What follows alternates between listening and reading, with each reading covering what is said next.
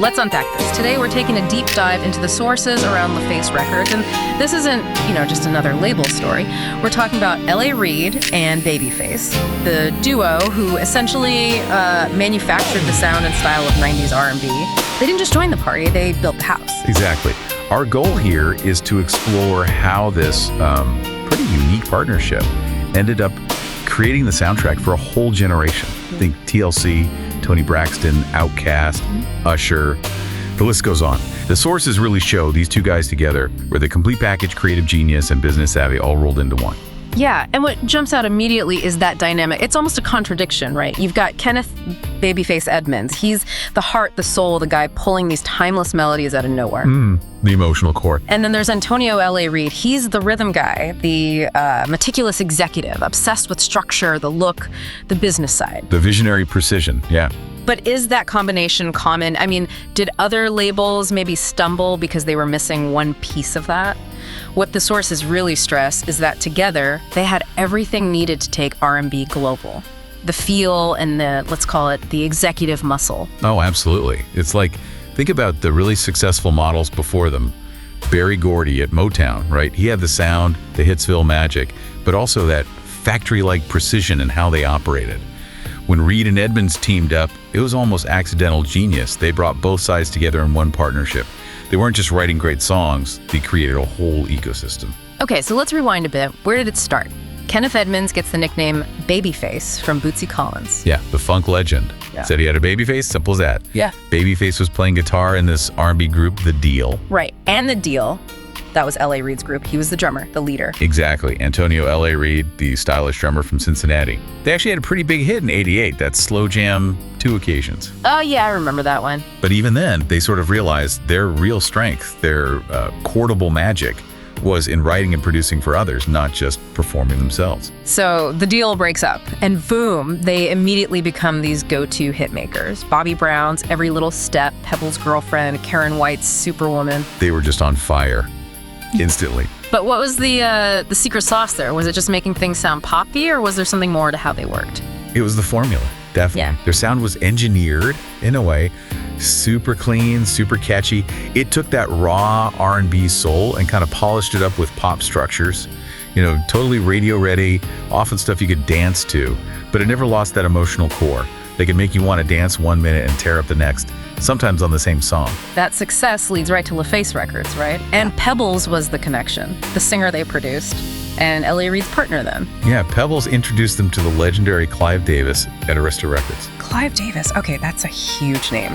He was the key. He saw them as the next big thing, even drew that comparison to Motown himself.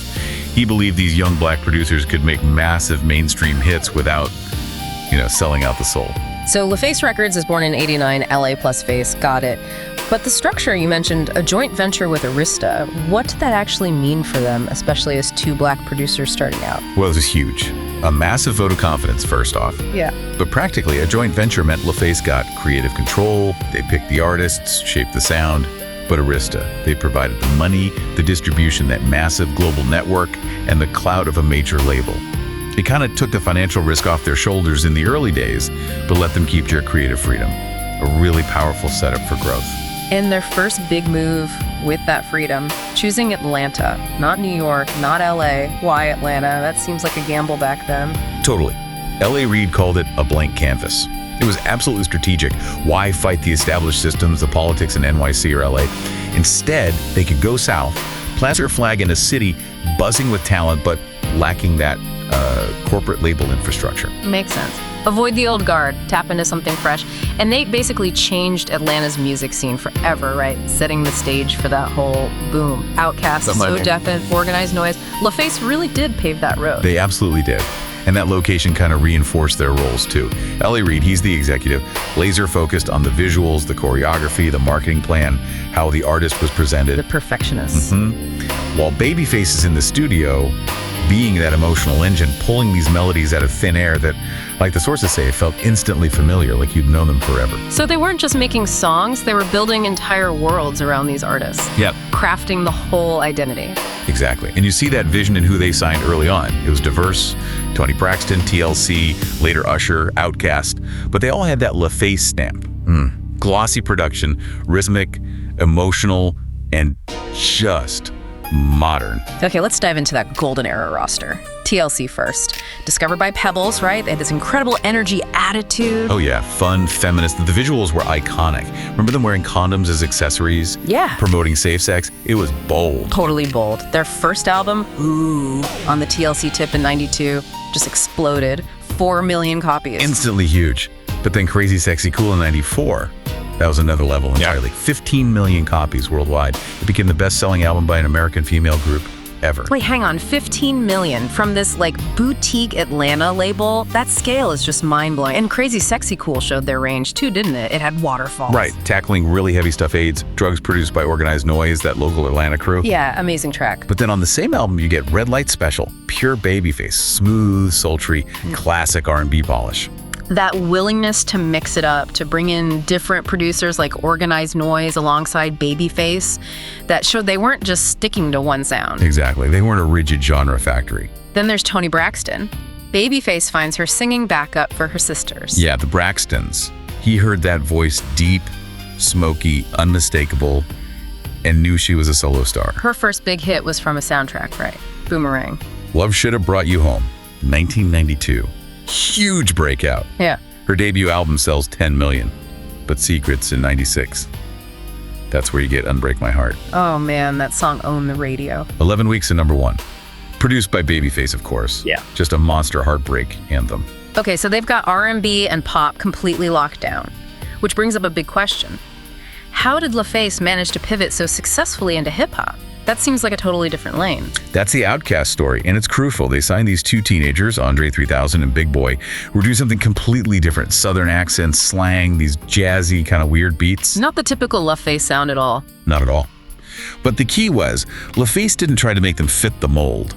They gave them space, room to experiment, to grow into their sound. And that paid off with Southern Playalistic Cadillac Music in 94. That album was a statement. And Andre's speech at the Source Awards, iconic. The South got something to say after getting booed. It was a defining moment for Southern hip-hop, and for LaFace showing they backed their artists' unique visions. Wow. And letting them evolve led to masterpieces like Atelians and Equemini. Those albums put Southern hip-hop and LaFace on the global stage in a whole new way. Incredible foresight by the label. And then Usher, L.A. Reid, spots him young. Yeah, at a talent show in Atlanta.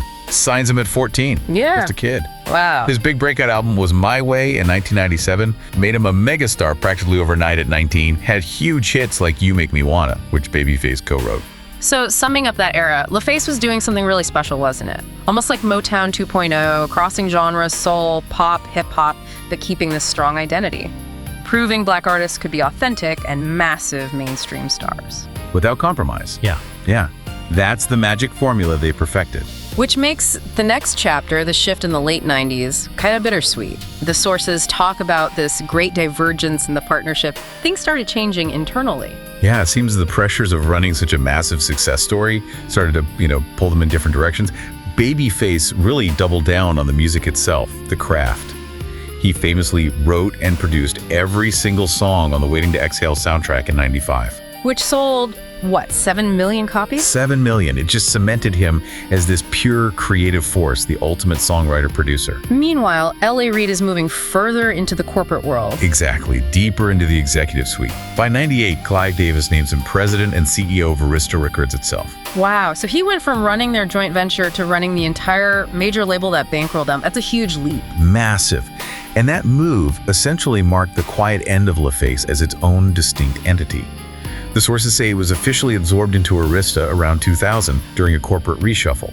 So the name, the imprint, just kind of vanished. Pretty much disappeared, yeah. Though the artist, the amazing catalog, obviously remained part of the Arista family. And Reid's career as an executive just exploded after that. Oh yeah. He had huge wins at Arista. Pink's M Sundested sold 13 million. Usher's Confessions in 2004, which totally has that LaFace DNA, went diamond under Reid's leadership there. 10 million in the US alone. Then he moves on to run Island Def Jam, guiding careers like Kanye West, Rihanna, Think Umbrella, Mariah Carey. He became one of the most powerful people in music, period. And Babyface. What was his path during Reid's executive rise? He seemed to return more to his roots, focused on artistry, mentorship, kept writing for younger artists. He even reunited with Toni Braxton for that duets album, Love, Marriage, and Divorce in 2014. Oh, that won a Grammy, right? Yep, Grammy-winning comeback. Yeah. And he showed that LaFace formula still works today with his Girls' Night Out project in 2022, featuring all these new R&B stars like LMI, Kalani, Doechii. It's incredible. He's one of the only producers with hits in 5 straight decades. 5. Remarkable longevity. That legacy is just undeniable, isn't it? That polished, melodic, soulful R&B they perfected. It basically became the blueprint for so much modern pop and R&B. You hear it everywhere. You really do. From Beyonce and Alicia Keys back then to Justin Timberlake, The Weeknd now. The influence is clear. Yeah. So if you look at the big picture, LaFace wasn't just successful, it was foundational. A cultural touchstone. Like you said, a bridge between Motown's classic soul and the way pop empires are built today. That mix of killer music and sharp marketing. It was lightning in a bottle. And it really boils down to that difference between them. Like Babyface said, LA was always about building stars. I was about building songs. Together we built something that outlived both. That sums it up perfectly. LaFace didn't really die, did it? It just evolved. Its sound, that emotional storytelling, the slickness, it's still shaping music. Absolutely. Yeah. But there's a flip side the sources touch on, which is important. You have this incredible success, 10, 15 million albums sold for artists like TLC and Toni Braxton. Yet, both TLC and Toni Braxton famously filed for bankruptcy at the height of their fame, facing really serious financial problems despite those staggering sales. Right, that's always been a difficult part of their story. It highlights this fundamental tension, doesn't it? Amazing artistic nurturing on one side, creating these global stars, but maybe not preparing them for the really harsh business realities on the other side, the kind of complex corporate politics that L.A. Reid himself eventually mastered. That is the lingering question, isn't it? Did that creative haven they built in Atlanta fully equip their artists for the financial maze that came with that level of success? Something L.A. Reid, the exec, clearly learned to navigate. It's definitely something to think about. Definitely worth mulling over. Well, thank you for joining us on this deep dive into the incredible and complex legacy of LaFace Records.